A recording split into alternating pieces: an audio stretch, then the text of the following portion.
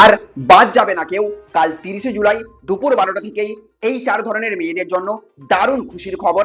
এই দুটি কাগজ জমা করলেই পাবেন আগস্ট মাসের টাকা। 10 দিনের মধ্যেই ঢুকবে অন্নপূর্ণা ভান্ডার 3000 টাকা।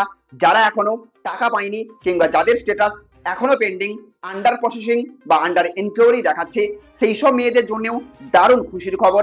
এমনকি যারা একবারও টাকা পায়নি তারা একসঙ্গে মোট 3টি কিস্তির 9000 টাকাও পেতে পারেন।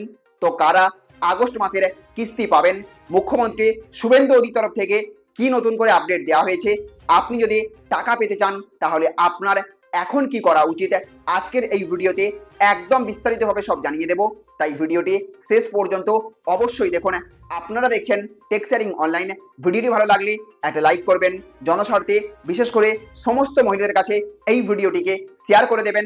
চ্যানেলে আপনি নতুন হয়ে থাকলে অবশ্যই সাবস্ক্রাইব করে বেল আইকনটিকে অন করে রেখে দেবেন। তো বন্ধুরা, অন্নপূর্ণা যোজনা চালু হওয়ার পর থেকেই লক্ষ লক্ষ মহিলা এই প্রকল্পের আওতায় প্রতি মাসে 3000 টাকা করে আর্থিক সহায়তা পাচ্ছেন।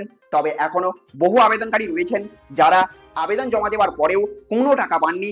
অনেকের পোর্টালে এখনো অবধি আন্ডার ইনকোয়ারি, আন্ডার ভেরিফিকেশন বা পেন্ডিং স্ট্যাটাস দেখাচ্ছে।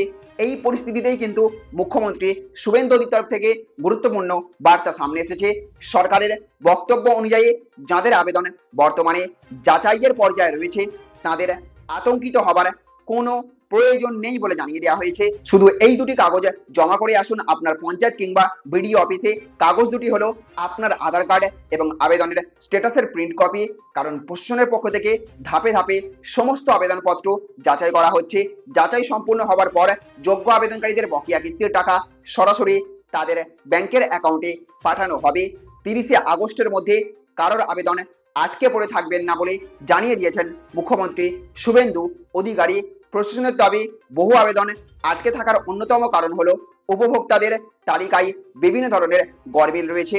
কোথাও কিছু অযোগ্য ব্যক্তির নাম তালিকায় চলে এসেছে, আবার কোথাও প্রকৃত যোগ্য আবেদনকারীর নাম বাদ পড়ে গেছে।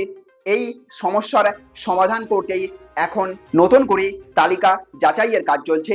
মুখ্যমন্ত্রী জানিয়েছেন শুধুমাত্র প্রশাসনিক আধিকারিকদের ওপর নির্ভর না করে এবার জনপ্রতিনিধিদেরও মাঠে নেমে প্রকৃত যোগ্য উপভোক্তাদের চিহ্নিত করার দায়িত্ব দেওয়া হয়েছে, যাতে কোনো যোগ্য মহিলা বঞ্চিত না হন এবং কোনো অযোগ্য ব্যক্তি প্রকল্পের সুবিধা না পেতে পারেন।